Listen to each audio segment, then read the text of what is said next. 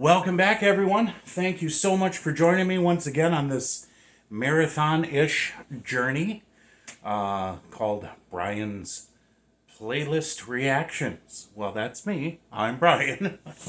And I'm doing a series of reactions. If you guys have been following me, you know what this is about. If you are just now following me, the whole idea is to sort of it's a self-indulgent period for me for the channel. You know, I've been featuring so many different artists, many brand new to my ears, a lot of the independent artists, and what I really wanted to do is just start sharing with all of you what artists, what musicians, crickets. I have geckos and I have live crickets there. One of them wants to start singing when I'm talking, so if he does, forgive me. But the musicians that and groups who have influenced me musically, okay, over my lifetime, and there are different eras in the soundscape of what I've listened to. Different terrains, so to speak. Now, Queensryche came along for me late 80s, early 90s in my listening. At this point, I had already been sold on Led Zeppelin. Rush that was it. They were the ultimate for me. And they were the measuring stick, okay, that I measured all other bands by. And what I loved so much about them is their creativity and all the different types of songs that they not only wrote lyrically but musically, and just the ultimate quality that they put into everything they did. And I thought, boy, there can be no one else like this. No one. And I know I pissed off a lot of people when I was younger, but you know, I had a lot of love in my heart too, so they know I wasn't just being a jerk. And I had some friends that were very much big Rush fans as well. And one of them had mentioned to me, "You got to check out Queensryche. You really do." And so, with his help, I started listening to Queensryche, and of course they were on the radio at that time. And it was about the time that Empire had come out. Now, I have reacted to Operation Mindcrime, the entire album, in two separate videos, part one and a part two. I also reacted to Operation Live Crime in two videos. Both of those series, I guess, you can find on my Patreon. Check out the description box below. So when it came to Queensryche, it was like, there's so many qualifying songs, which in this, I'm like, what's going to represent what I loved about them so much? And as I was thinking about that era, this song, Della Brown, came to mind. Now, there are probably other songs that might be better representative of the band, but this isn't about the band. This is about why I love the band. And I think this song, it just kept coming to my head. Della Brown, Della Brown, Della Brown. Okay, I'm gonna do Della Brown here. That's on my playlist. Let's go. Let's do it. So we'll get into it, and then I'll kind of talk about it a little bit afterwards. 4.5 minutes almost in already to this video. We haven't even started. You guys ready? Because here we go. Now, that is not the lineup for Empire. I know that, but there's nothing I can do about that. That's just the way she goes, folks. All right? Oh, and what a great album. You know, there was quite a debate. You know, what's the better album? Operation Mindcrime or Empire? I think they both have qualifying reasons, but I think it comes down to personal preference. Mindcrime, of course, the story is just phenomenal.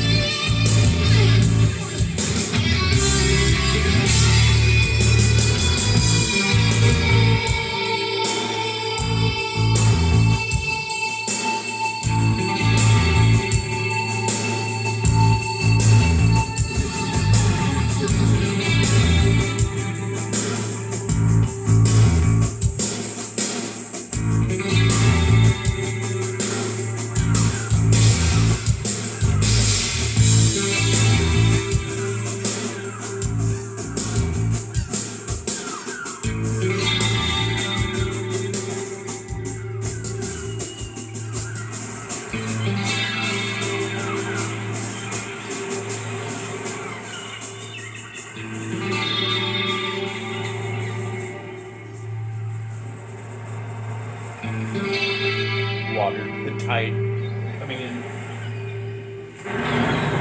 the store.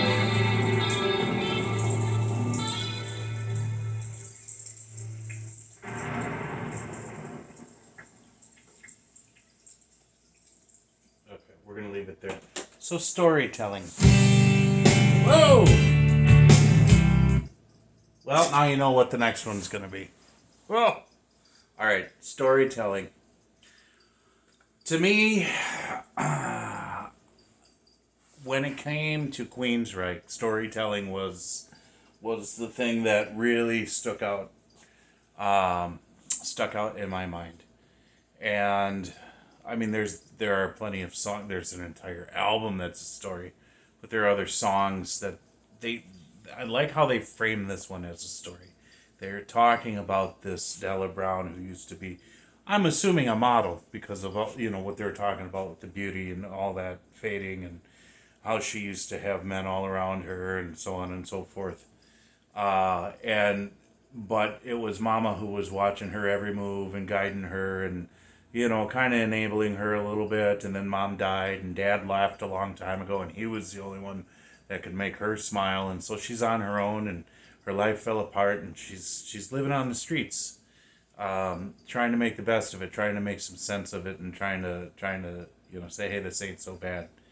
And so it's kind of a story about that has a moral. It has, like all that glitters isn't gold. And sometimes life can fall apart on you. And, this is a sad story, you know. And Jeff Tate's voice is just always so golden in my mind. I always loved it. But then you've got DeGarmo and Wilton, a really good duo guitar players. And, we have this era in rock and roll where you have these bands in rock and metal who have two guitar players. And here I'm coming from, when I'm getting into this world of rock and roll, I've got bands that have like these hybrid guitar players, these just single guitar player who plays both roles. So you're going from, I'm going from like Jimmy Page and Alex Lifeson and Chris Oliva and then all of a sudden, bam. Now we're starting to explore these other groups, that have multiple guitar players. There's another one coming, and that should be this is 9, so 10 and 11, episode 11. I'm going to leave that as a surprise.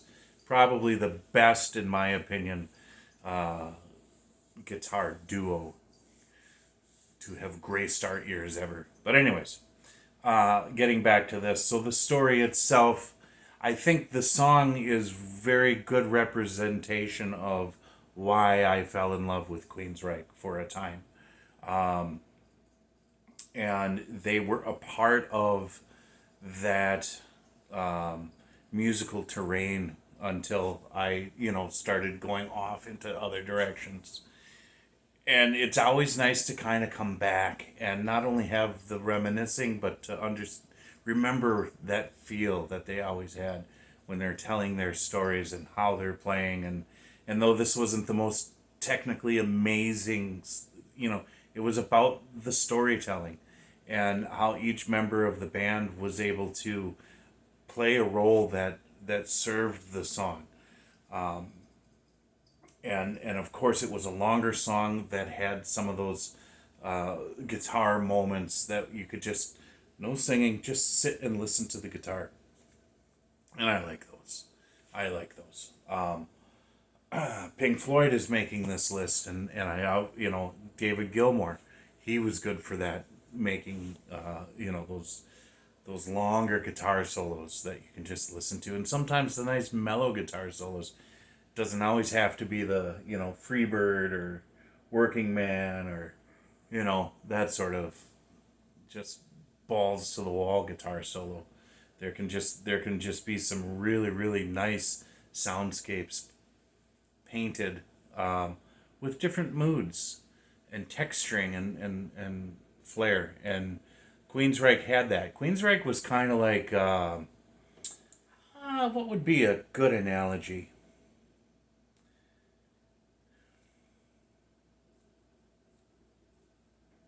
They were like an hors d'oeuvre before the main course.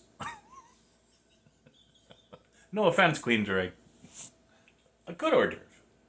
Anyways. So I wanted to bring them into this playlist because they were there.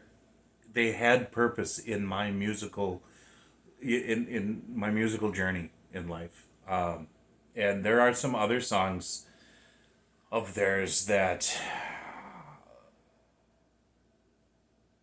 were really good too. But I think this was the best one for me to choose. That's all I got for this one. God bless you guys. Jesus loves you. I'll talk to you later.